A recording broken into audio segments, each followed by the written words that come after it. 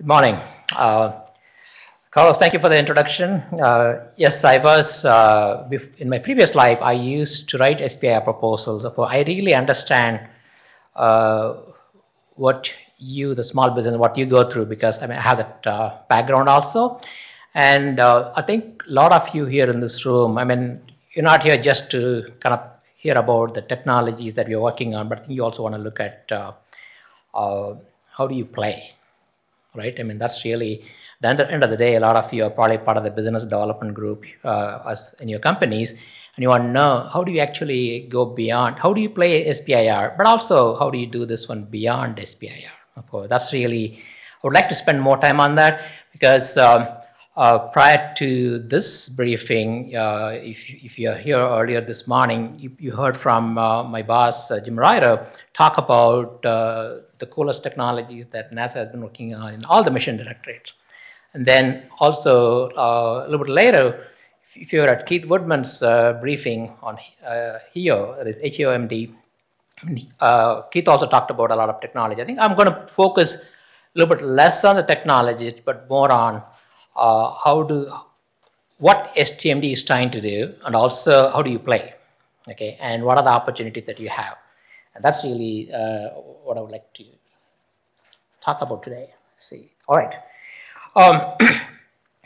STMD is focused on, I mean, there are a lot of words here in this page, but the key here is we focus on trying to work on technologies that are needed for future missions. Okay, I mean, how do you kind of, if you're like a science mission directorate or a human exploration and operation mission directorate, they're looking at technology needed for the next mission. Okay, they're not really, they're not as much worried about something that we need to work on 20, 30 years from now. Okay, but that's really what we are set out to do.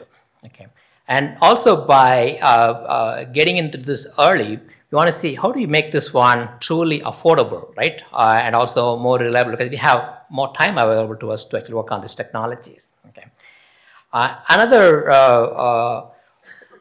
goal that we have for STMD is to actually create markets. And I know that it kind of sounds strange for NASA to think about creating market, but actually we do. And in fact, if you look at the Flight Opportunities Program, I mean, that actually is focused on creating market in the suborbital space. Okay, therefore, I mean, you can maybe learn more about it, as Carlos was saying. If you go outside in the booth area, like you can talk to, I think it was Alex Van Dyke who's sitting there, and he can actually talk to you more about that. Okay, therefore, that is also another thing that we are trying to do.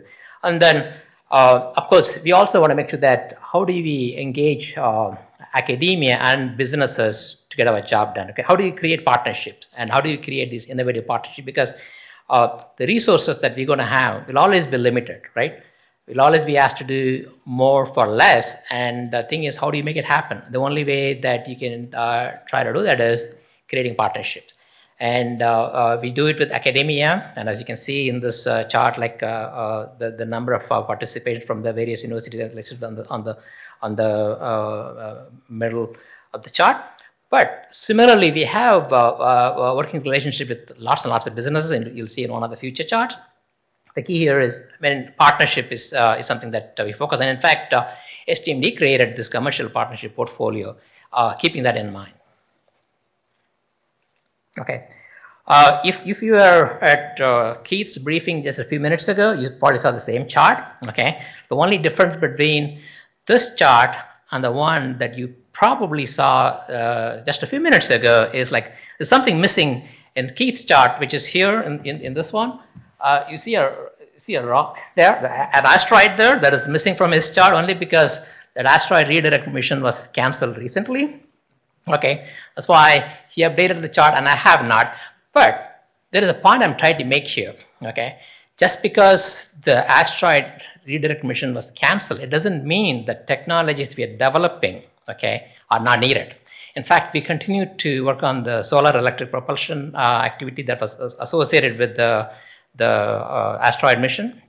I mean, even though that mission is canceled, but I think the solar electric propulsion activity is still going on. Okay, for here, this chart is mainly talking about, all right, we work on the phase 0, essentially, what do we do to develop the technologies, and how do we set up the infrastructure in the lower space, lower Earth orbit, and then how do we graduate from there to go to the moon and beyond. Okay, moon, and then eventually the Mars is our destination. But again, even if Congress comes and says 5 years from now, okay, you're not going to Mars, you're going to someplace else. Okay, if we're saying fine, because the technology we're developing will still be usable. Okay, that's really the key, because we can even say we are mission agnostic. Okay, more like our destination agnostic, I should say. Okay. Again, this is something that probably you have seen in the past. I mean, again, the top left talks about the asteroid retrieval mission, but again, let's ignore that for the time being. The key here, what we're trying to do is, in order to go anywhere, okay, basically you need to have the transportation system set up, and then you need to be able to land there. And if you really want to have a settlement, and if you're really trying to become a quote-unquote two-planet species, okay, you need to actually be able to live there, okay. And Keith already talked about many of the things that he has been looking at more recently, and of course Jim also talked about some of this technology we're working on. The key here is, in order for us to go land and live, what do we need to do? Okay, I mean, that's really how we look at it. And when we talk about technology investment, we're looking at how do we make these things, how do we bring all these things together? Okay. And here are some of the strategic thrusts that we have come up with. I mean, I know that along the lines of what we just said, go there, land there, live there. If you look at number one, this is almost like expanding utilization of near Earth space. There was a question in the previous session to Keith was like, okay, now that the ISS is slated to come down, or maybe we're going to stop servicing it in 2024 or 2028, are we going to use the commercial station that some of the companies like Bigelow would be establishing? The answer to that, of course, Keith was saying yes. I'm saying a resounding yes, because regardless of whether we have a station, NASA has a station or not, we will continue to use a commercial station, because we will continue to have the need for using those labs for our future missions. Okay, therefore, that's the number one. The strategic thrust number one is more focused on that aspect, and also the routine access to space. I mean, that's is a huge, I guess, need. But it doesn't mean that NASA has to be working on that ourselves. Okay, I think that the access to space is being worked on by a lot of companies now, like the small launch vehicle companies. I mean, of course, you have SpaceX and Orbital working with their large rockets, but you also have a lot of small companies working on quote unquote affordable launch vehicles. Okay, and again, we want to make sure that we help them, or maybe foster their industry, versus like we actually compete with them. I mean, we want to make sure that NASA doesn't compete where the industry can actually willing and able to make things happen. Okay. The second one here, the developing efficient and safe transportation through space. Of course, it's not just getting off the ground, but also you need to be able to travel long distances, and that means you need to have propulsion that takes you to these distance places. Okay, and also you should be able to make sure that, I mean, I know that we're talking about 6 months to Mars, a human mission to Mars, but that means if there is a way to shorten it, well, that's really how we need to look at how do we actually shorten the time it takes to get to your destination. Okay, those are the technology we need to be working on. And the third one is increasing access to planetary surfaces. Again, this question came about earlier, talking about the entry, descent, and landing. That's one thing that we have been working on. I know that we have the capability to land about a metric ton today, but if you really want to talk about landing human beings on Mars, you need like more than 20 metric ton, 30 metric ton is what we're talking about, and we don't have the technology yet. Okay, and then we're still working on them. And then of course we're talking about related to this access to planetary space surfaces. We also want to be able to actually bring initially sample returns from there. I know there was a talk about, again, bringing people back to Earth. I guess we need to kind of, the step one would be actually be able to bring back the sample from there, and so on. The fourth one, of course, is like living there. Okay, how do we make sure that they can actually we don't have to take everything we need with us, right? I mean, we want to make sure that what can we actually produce there in situ. For that, something is a huge focus for STMD. The fifth one, of course, is enabling the next generation of science mission. Of course, Rich Terrell is going to talk about what Science Mission Directorate is doing today. But here, when we talk about science mission, we're talking about developing technologies needed for missions beyond the decadal survey. Okay. Then the last one, of course, definitely is something of interest to both academia and the industry. This is one place where we want to we have this as a thrust area to make sure that we haven't forgotten the industry, even though industry is involved in all of the other thrust areas, okay? But we just want to make it explicit that that we recognize the importance of the industry and academia in our thinking, okay? That's how we came up with these thrust areas, okay? This one is STMD has 9 programs, okay? Let me kind of walk you through some of them. But you also have, in addition to the 9 program, we also have a number of activities together to actually make our mission successful. The 3 on the left-hand side, they're mostly focused on basically demonstrating technologies. Okay, the technology demonstration mission, that's a TDM. It's one of the largest programs within STMD. They're more focused on almost like a flagship type missions. Okay, and that's what they work on. The technology is developed through the spectrum of the program that we have. How do we actually eventually demonstrate it on a large scale? Then the next one you see there is the small spacecraft technology. There, I mean, what you're trying to do is, all right, you talked about the large size, large mission, but then we can also talk about, all right, how do you make them more effective by actually going down to the smallest possible payload and actually get the maximum out of that mission. Okay, that's the focus of the small spacecraft technology. And then the game-changing development, I think again Jim talked about a lot about it. There we're talking about taking the ideas and concept through the technology development before they get pushed to the programs involved in flight demonstration. Okay, the middle 3, the NIAC, the Space Technology Research Grants, and the Center Innovation Fund, those are more focused on taking ideas and concepts and developing them. Okay, and I'll leave it at that. And then the last one is of interest to a lot of you here in this room, because that is more focused on creating markets and growing the economy. Okay, the Centennial Challenges, of course, a lot of you are familiar with. Where you throw a challenge, and then if you're able to solve it, you get a prize. But you do it on your own nickel. You develop the technology on your own nickel. But if you are able to succeed, and you get a prize. The flight opportunities, as I mentioned earlier, this is where we actually have been developing this market where we created demand and supply, okay, which didn't exist before, by working with both researchers as well as to create the demand and with the flight providers to create the supply. And again, as I said, you can talk more with Alex and find out more about the program. Of course, the Small Business Innovative Research Program, SBIR, STTR. That's a huge part of this third column. Okay, again, I don't have to talk more about that because you know a lot about the program already.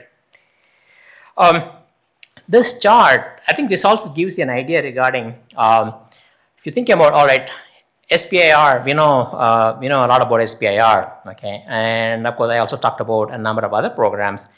How exactly do they fit within the technology readiness level spectrum? Okay, of course you can see that SBIR has probably the widest spectrum of TRL. I mean, starting all the way from 1 all the way to 6. Okay, and then of course you have the other programs like as I mentioned, the Center Innovation Fund, the NIAC, the STRG. They're all mostly talking about taking the concepts and ideas to the next stage. Okay, therefore they all kind of in the narrowed band of the spectrum, basically like 1 to 3, and then you have flight opportunities and Centennial Challenges. What they do is they take technologies that have been developed and tested in the lab, and then take it and actually demonstrate them in a relevant environment. Therefore, those are the two.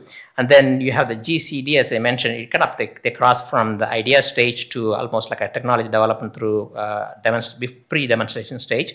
And the small spacecraft technology, again, it takes from all the way from ideas to even to the mission concept. That's why it goes from 3 to 7.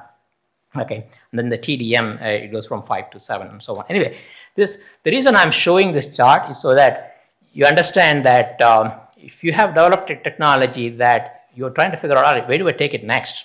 Okay, or other than SBIR, what other opportunities do you have? My technology is not ready for SBIR. What other opportunities do I have, and how do I exploit it? Right? That's kind of, this gives you an idea regarding how it fits. Again, I'm not expecting you to read the left-hand side. This is from the Flight Opportunities Program. This is kind of, I just want to give an example regarding the technology selected by the Flight Opportunities Program to be flown on this emerging commercial suborbital flight vehicles. We have gone through since the inception of STMD. We have had a number of solicitations, and the bottom line is, like, we have selected about 179 technologies to date. The key I wanted to show there, like, is what there in the lower right-hand side in the yellow highlight. Basically, it's just award is from SBIR, STTR program. I mean, they're actually, a lot of them have played in this Flight Opportunities Program to actually take their technology developed through SBIR and fly them to advance the technology spectrum or technology readiness level. Okay, and that's something you can look at it. In fact, there are a lot of opportunities. They do have Flight Opportunities have 2 solicitations every year to take in technologies developed elsewhere, and they provide funding for flights. Okay. Anyway, that's just one example. What you need to look at it is, other than maybe the space technology research grant that's exclusively for for universities, I think everything else is fair game. Okay. I mean, even the Center Innovation Fund, even though it is mainly for funding research at centers, but a lot of times the centers actually collaborate with companies like yourself. Then this one, I just want to spend a couple of minutes on this chart and the next chart, because I think this is important. Tipping point, you might have heard about reference to this solicitation that came out of STMD, because this has been fairly new. The first one was released in 2015, and this is something that what we are trying to do here is, the focus here is twofold. We want to make sure that we are actually limiting this to the commercial sector. Okay, that's one thing. And here we're trying to make sure that the technology that you have developed, that you need a little bit of more additional funding just to tip this one over to the commercialization stage. Okay, basically you are almost there but not quite. And this is where we believe that having a partnership with the industry, where there is a requirement in the solicitor industry, okay, you need to bring in 25% of your own money. Okay, you need to have skin in the game, and the government will provide 75% of the funding for this technology development that will help you go through this tipping point. Okay, this has been an extremely successful solicitation, and as you can see, there are a number of topics that were kind of solicited in 2016. I think there was one in 2015 as well. Okay, for what I would like to kind of the takeaway from this is, like, you can see at the bottom of this page, you see that 40 to 50% of all the awardees actually come from the SBIR pipeline. Okay, you need to be looking at, all right, I have gone through phase 1, I have gone through phase 2, and maybe even phase 2 extension and so on. What other opportunities do I have to actually provide, get some additional funding to go take it to commercialization? Okay, this is actually, this has provided quite a bit of funding in some cases, but again, like for instance, let me just take one example for this. This one in 2016, the robotic in-space manufacturing and assembly of spacecraft space structures. I think Jim talked about it earlier. This is the one that Made in Space, Orbital ATK, and Space System Royal. They all got a contract through this topic, and it's about $20 million each. Okay, that's the award size. And that also meant that the companies actually came up with 25% on their own. Okay, meaning that they invested 25% and the government is investing about 75%. Therefore, this is pretty significant size of funding you're talking about. I'm not suggesting that all of these are the same level. Okay, some of them may be only for a couple of $1 million, but I think those are the largest one we have awarded to date. Okay, therefore, the key is look beyond SBIR. Okay.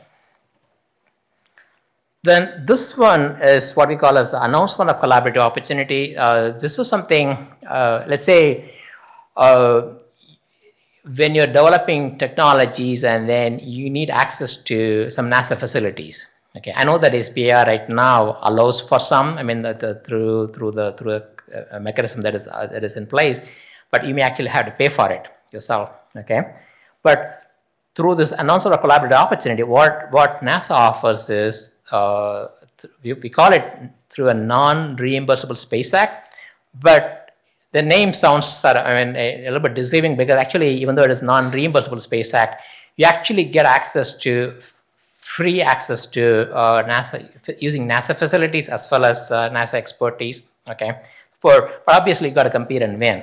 Okay, and the way we're going to do it is we started doing this in 2015. We're going to do this ACO every other year for just be on the lookout to see how we can play. Okay, and as you can see, like the 2017 topics, the solicitation already in progress, and we have received the proposal. We are actually in the evaluation phase, and we'll make some selection by end of this, hopefully by end of this fiscal year. Anyway, for another opportunity. This is. Again, some of the technology you're going to see, they have been talked about by both Jim and Keith Woodman. I think only thing I'm trying to do here is to show them from a perspective of, like, initially I shared with you the 6 strategic thrusts that we focus on from STMD. Okay, and this one kind of gives an idea regarding, all right, the technologies that are being developed by various programs, where exactly do they fit in? Okay, and again, some of them are probably repeated from other charts, but expanding utilization of needed space. I mean, this affordable vehicle avionics launch, for example, needed for small launch vehicles. Avionics is one of the more expensive aspect of the launch vehicle system, and how do you make it affordable? And that's something that NASA has been collaborating with industry and trying to actually develop this technology for use with this small launch vehicles. Okay, therefore that's being flown on, for example, the Flight Opportunities Program commercial flights. Okay, and the bottom of this chart, you see this one, the Boeing XS-1, it's a DARPA XS-1 program. Boeing was selected as the phase 2 winner, and they plan to use some of the technology developed by the game-changing program, this composite cryogenic tank. And again, it's not just we are the only users, but I think also other agencies use, and there's nothing prevents companies using some of the technology we have developed and you have developed and so on. Okay. Similarly, I have like technologies listed here, developing efficient and safe transportation through space and so on. The spaceflight demo of ROSA, for example, it actually happened just within the last couple of weeks, right? You probably saw it on TV, the NASA TV, regarding this ROSA. But essentially, it was developed by a small business. Okay, this the DSS is the company, the SBIR company that actually developed that. Okay, and I think this is on transportation. This is access to space. Again, we have talked about this in the previous briefings like Jim talked about the Cobalt, Adept, and so on, but those are mainly needed, the technology needed for landing large payloads on planetary surfaces. And since I'm almost running out of time, this one is more focused on the science mission. What are the technology needed for the science? And this is more on, all right, how do we actually create partnerships with academia and industry? Okay. Of course, you see a lot of companies there. Maybe there are some SBIR companies there. Maybe I guess one of these days, maybe your company will be listed on this chart where you're being part of the STMD community. Okay.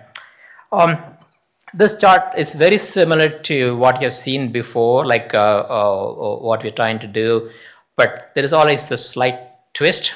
Each mission directorate handles it a little bit differently, okay, because this is like why SBIR, even though the SBIR itself is originally meant for commercialization. That's really what SBA said. Okay, you're gonna do it. Make sure that the products are being developed by companies get commercialized, and then we grow the economy. That was the intent of SBA. But here, when each mission directorate participates in the program, okay, you're going to see that the other agencies like DoD, they have their own set rules regarding what they want from this program. Here, the focus is how do we actually get enabling technologies from you, and also, but also that are not on the critical path. Okay, that's the key also. And we also need to focus on the fact that you guys need to commercialize it so that at the end of the day, you're not just depending on the SBIR program to just keep going. Okay. The takeaway from this page is the last line you see there. Basically, the focus of STMD is, I showed you the 6 strategic thrusts, and each thrust has its own unique technical challenges. Okay. What we are trying to do is, all right, how do we use this program to solve those technical challenges? Okay, that's how we're going to focus on, and I think that's the takeaway. And, again, this is like a 2017 topics. It doesn't mean that they will be repeated in 2018. Some of them may, some of them may not. But again, they're still being talked about. Okay. Plus, I can't talk about what will show up next year. Okay. And I don't think I have much time here other than just to show you, I think I already talked about this ROSA. This was actually demonstrated on the space station. The company is DSS, Deployable Space Systems. They've been a pretty successful SBI company. Again, taking it to space station is not a trivial matter. Okay. This is more focused on trying to optimize the rocket exhaust by taking an RL-10C and then expanding the scope of this engine to make it more efficient and effective. And this is a technology developed by TVS. Let's see. This is more on the cryogenic piezoelectric valve actuator. But it has been used by the Morpheus program under HEOMD. And again, this integrated multi-layer insulation, this has been used on both, not both, actually, the number of programs that we have, like the GPM that Jim talked about, and then again the robotic refueling mission RRM3 that Jim talked about. Okay, they're all like missions that are being going to be flown either pretty soon or maybe probably in the next couple of years. Okay, for a lot of these technologies that are being developed with your help, I mean, sometimes you don't really see them. Okay, sometimes actually we may not highlight them, but I think this is a great opportunity for us to actually having you in the audience and actually discuss this in this forum, and this is a great opportunity.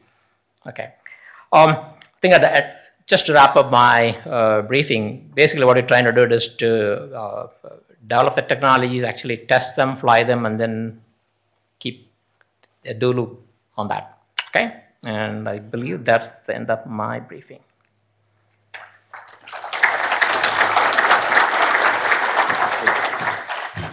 do questions now. Yeah. So now we'll go ahead and we'll do some questions that we have some time for. There was a lot of takeaways that LK provided. A lot of those things in there are really important. I saw many of you take notes of asking, we asked earlier, how many of you have had phase 2E or expanded opportunities or CCCRP, all those programs that he mentioned that were listed in there, whether it be flight opportunities, which is exhibiting here in the exhibit hall, Centennial Challenges, all of those programs are potential partners where SBIR are matching funds for any of those other programs. So let's go ahead and open it up for questions, both online and in the room.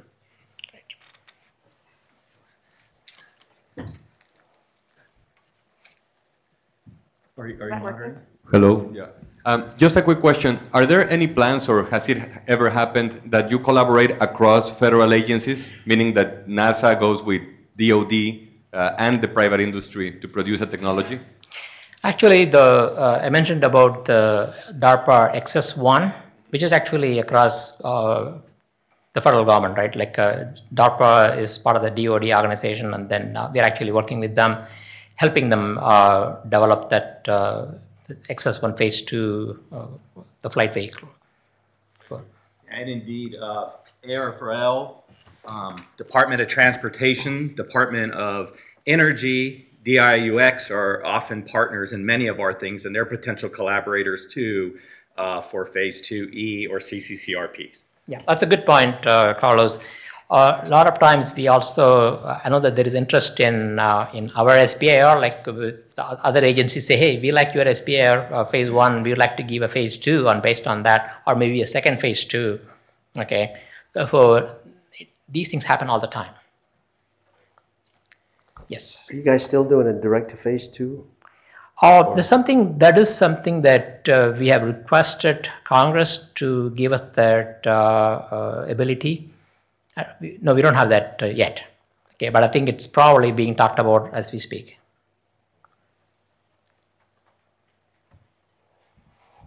Okay, we're going to jump over to virtual really quick from Stephen.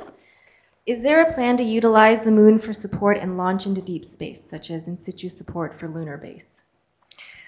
Well, it's all, again, I can't really talk about the specifics only because I'm not the expert on that activity, but it's all part of the trade space that's being talked about now. My question, I want to thank Mike from KFC, who was sitting over there yesterday. He directed me to the back end of this book, just at our break, and it has all the points of contact that you need. But one question I do have is it mentions the PMO, program management, being, and I'm wondering if it's for just this event, out of the STMD. Is that a correct interpretation of the back end of this book? The program management office is for this program. Right, yeah, so he's referring to the participation guide. You should have all got one when you registered. The last 2 back pages have all the contact points for the program, both at the centers. The PMO office, the program management office, is run here out of Ames to help implement, and then we have people at each of the centers that you can reach out to. I see. But LK, your name's not on here. What is your title again? I'm the portfolio executive. The SBIR comes under that. But as you know that, you know my email, right? Can Carlos maybe differentiate between the difference of the mission director role and the center role? Because I think that's what this question is getting to, like the different roles between the NDRs and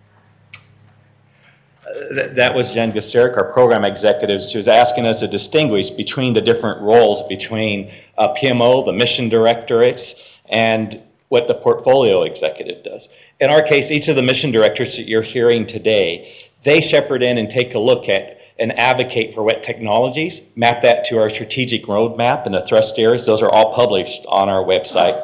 Everything is very clearly out of what technology we plan to make an investment. That's what you're seeing each of the presenters today in each mission directorate talk about their various thrust areas and what they're doing. So they have and take a look at all your feedback, and then they decide what things should be put in, as well as do the selections. The portfolio executives and the source selection people take a look at, hey, where should we ultimately make decisions after we've had recommendations from mission directorates, as well as the centers. The centers play key roles in both providing contracting officer representatives, technical monitors, and they also do the first level peer review panels of advocating for the technologies and mission needs that they need at the center from this. So it's very integrated where all these people get together, it's all wrapped up into one package and then presented to headquarters. Yeah. Also, as part of this, maybe I didn't spend too much time on the portfolio function. One of the reasons it was created is to see how do you bring synergy across all the commercial activities we do within STMD. That's why you see a number of them put together in this portfolio. I think I didn't really talk a lot about this regional economic development, the RED activity.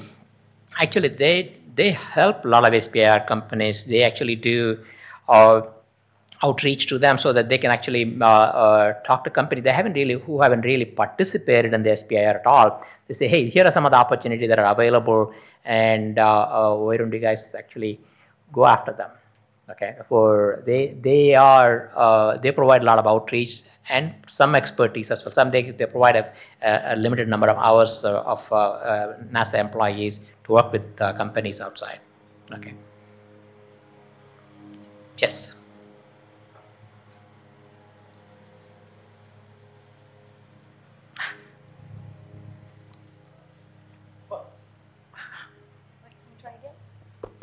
Okay, it's working now. Okay. Sorry. I was wondering how you decide whether a technology gap is part of a critical path that a small business should not be part of. You've mentioned that the goal is to have the SBIR company meet the technology gap, but they should not be part of a critical path.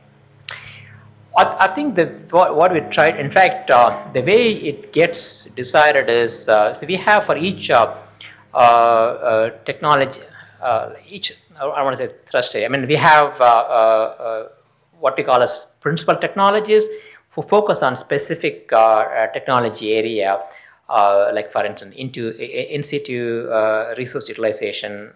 We have one person who looks at it across the agency. And she's actually part of STMD. In fact, if you go to the STMD website, there is a listing of all the principal technologies. We have about 9 of them, and each one kind of looks at it, 1 or 2 different technology areas, and they actually spend the time trying to figure out, all right, which one of the programs within STMD can actually handle this technology at this stage. Okay, if it is truly very early, maybe they can say, well, maybe a NIAC type program, which really kind of they really go after some far out of the box thinking, and then they can actually look at it. Or if it is something more doable in the nearer time, then you can actually put it as like a challenge, for example, it's a technical challenge, something that we can do. And SBIR, they also say just for a given technology area, they say, all right, this is the kind of topic that we can put out now so that we can have a technology ready by the time we need it, let's say sometime in the future, some specific time in the future. It could be like 10 years from now, okay? That's how they make the decision, and they make they make the recommendation, and then based on those recommendations, we actually create a solicitation. Okay, we actually the input for the solicitation comes from a lot of different personnel. Okay, but the principal technologists they play a key role. And I don't know that I answered your question, but I think that's how it gets decided. It's not necessarily. We also need to make sure that that as a small business you can actually handle it. Okay, and that's one of the reasons why we put out the RFI to see what do you guys think you can do for us. Okay, that gives you an opportunity to say, hey, these are all things we can do. Therefore, we factor in those as well. In fact, Jen is going to talk about in the afternoon regarding what we heard from you, and I think that's going to be an exciting session that you shouldn't miss. Okay, we have one last question from the virtual audience. Speaking to intellectual property, for a firm that applies across the programs, the solicitations that you mentioned in Tipping Point and some of the other other opportunities, how is IP protected? For each one, the IP is depending on whether if you're a small business, like most of you are in this room. I think you get more out of more. I should say you get to keep more of what you develop. okay, as compared to maybe a larger business may not have the same privilege of getting more, okay. Therefore, each one gets negotiated with the company. The NASA headquarters legal actually, they get involved in all of the negotiations, and that's how it comes. That's how it gets decided, okay. For definitely, we take into account your contribution and make sure that you benefit from what you have put in, okay. And if you're a small business, you get more than the larger businesses. Okay. If nothing else, I think we are done. Yes? All right. Okay. Is there a case where you've gone ahead and actually bought out the IP, from the small business?